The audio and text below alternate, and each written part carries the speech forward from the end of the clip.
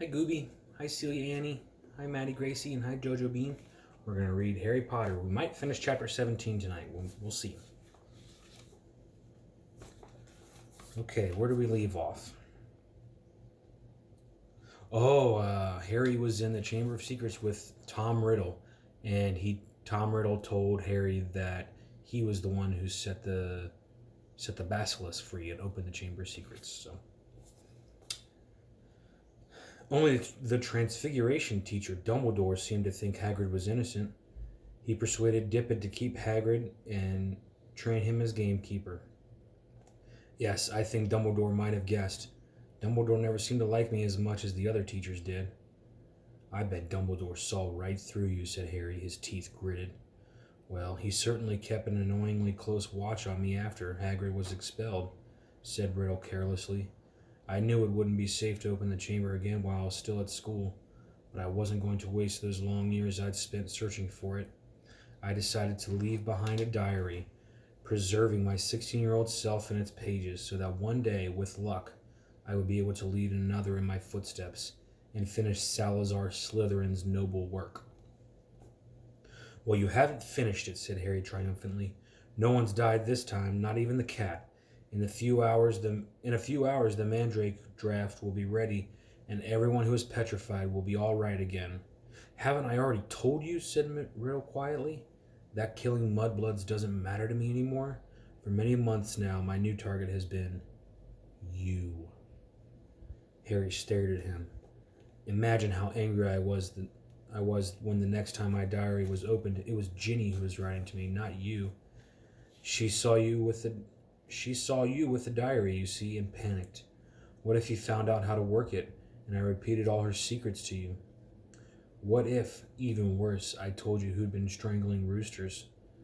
So the foolish little brat waited until your dormitory was deserted and stole it back. But I knew what I must do. It was clear to me that you were on the trail of Slytherin's heir. From everything Ginny had told me about you, I knew you would go to any lengths to solve the mystery, particularly if one of your best friends was attacked. And Ginny had told me that the whole school was buzzing because you could speak Parseltongue. So I made Ginny write her own farewell on the wall and come down here to wait.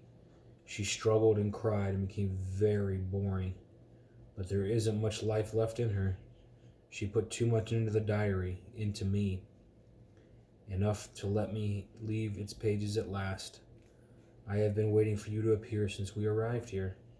I knew you'd come. I have many questions for you, Harry Potter. Like what? Harry spat, fists still clenched. Well, said Riddle, smiling pleasantly, how is it that you, a skinny boy with no extraordinary magical talent, managed to defeat the greatest wizard of all time? How did you escape with nothing but a scar while Lord Voldemort's powers were destroyed? There was an odd red gleam in his hungry eyes now. Why do you care how I escaped? Said Harry slowly. Voldemort was after your time. Voldemort, said Riddle softly, is my past. My past, present, and future, Harry Potter. He pulled Harry's wand from his pocket and began to trace it through the air, writing 3 shimmering words. Tom Marvolo Riddle. Then he waved the wand once, and the letters of his name rearranged themselves. I am Lord Voldemort. You see, he whispered. It was a name I was already using at Hogwarts, to my most intimate friends only, of course.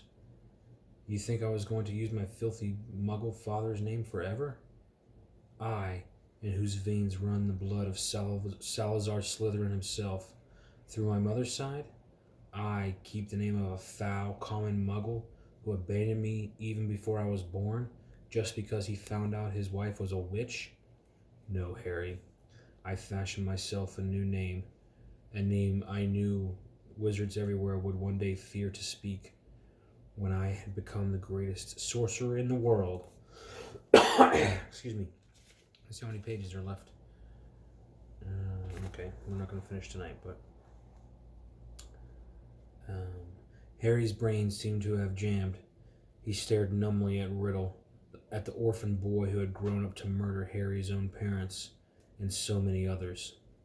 At last he forced himself to speak. "You're not," he said, his quiet voice full of hatred.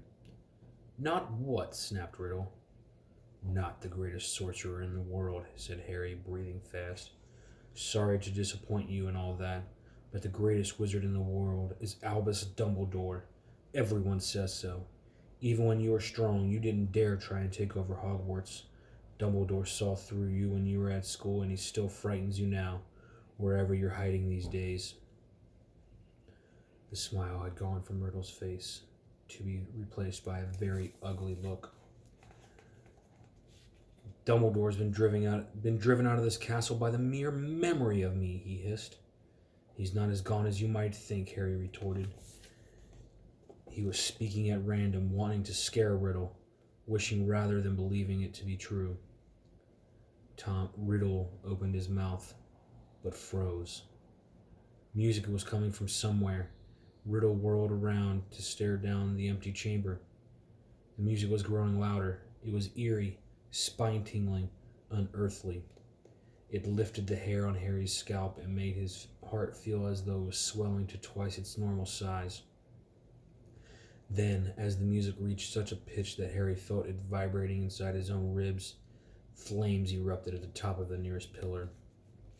A crimson bird the size of a swan had appeared, piping its weird music into the vaulted ceiling. It had a glittering golden tail as long as a peacock's, and gleaming golden talons, which were gripping a ragged bundle.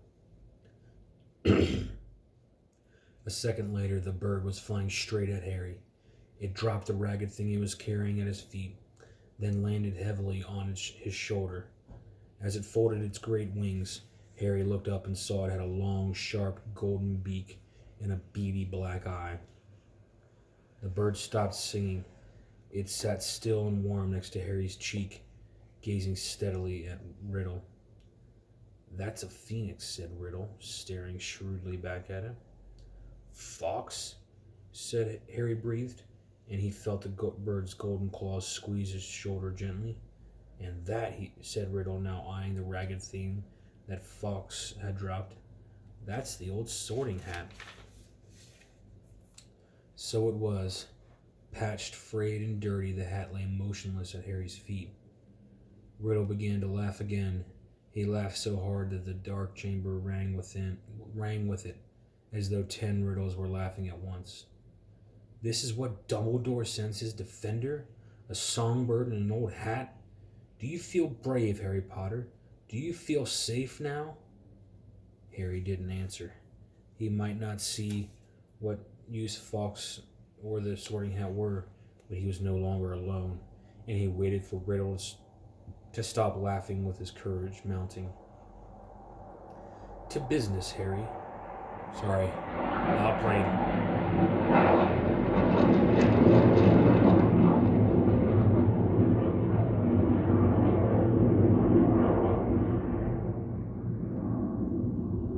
"To business, Harry," said Riddle, still smiling broadly. "Twice, in your past, in my future, we have met, and twice I failed to kill you. How did you survive? Tell me everything. The longer you talk," he added softly, "the longer you stay alive." Harry was thinking fast, weighing his chances. Riddle had the wand. Harry, had Fawkes and the Sorting Hat, neither of which would be much good in a duel. It looked bad, all right, but the longer Riddle stood there, the more life was dwindling out of Ginny, and in the meantime, Harry noticed suddenly Riddle's outline was becoming clearer, more solid. If it had to be a fight between him and Riddle, better sooner than later. "No one knows why you lost your powers when you attacked me," said Harry abruptly. "I don't know myself, but I know why you couldn't kill me. Because my mother died to save me. My common, muggle-born mother," he added, shaking with suppressed rage. "She stopped you killing me, And I've seen the real you. I saw you last year. You're a wreck. You're barely alive. That's where all your power got you. You're in hiding. You're ugly. You're foul. Riddle's face contorted. Contorted means he made a weird face like. Then he forced it into an awful smile. So, your mother died to save you. Yes, that's a powerful counter charm. I can see now. There's nothing special about you, after all. I wondered, you see. There are strange likenesses between us, after all. Even you must have noticed. Both half-bloods, orphans, raised by muggles. Probably the only two Parselmouths to come to Hogwarts since the great Slytherin himself. We even looked something alike. But after all, it was merely a lucky chance that saved you from me. That's all I wanted to know. Harry stood tense, waiting for Riddle to raise his wand, but Riddle's twisted smile was widening again. Now, Harry, I'm going to teach you a little lesson. Let's match the powers of Lord Voldemort, heir of Salazar Slytherin, against famous Harry Potter and the best weapons Dumbledore can give him. He cast an amused eye over Fawkes in the Sorting Hat, then walked away. Harry, fear spreading up his numb legs, watched Riddle stop between the high pillars and look into the stone face of Slytherin, high above him in the half-darkness. Riddle opened his mouth wide and hissed, but Harry understood what he was saying. Speak to me, Slytherin, greatest of the Hogwarts Four. Harry wheeled around to look up at the statue, Fawkes swaying on his shoulder. Slytherin's gigantic stone face was moving, horror-struck. Harry saw his mouth opening, wider and wider, to make a huge black hole, and something was stirring inside the statue's mouth. Something was slithering up from its depths. Dun, dun, dun. All right, girls, you be good for Mommy and Grandma, and I can't wait to see you again. I love you.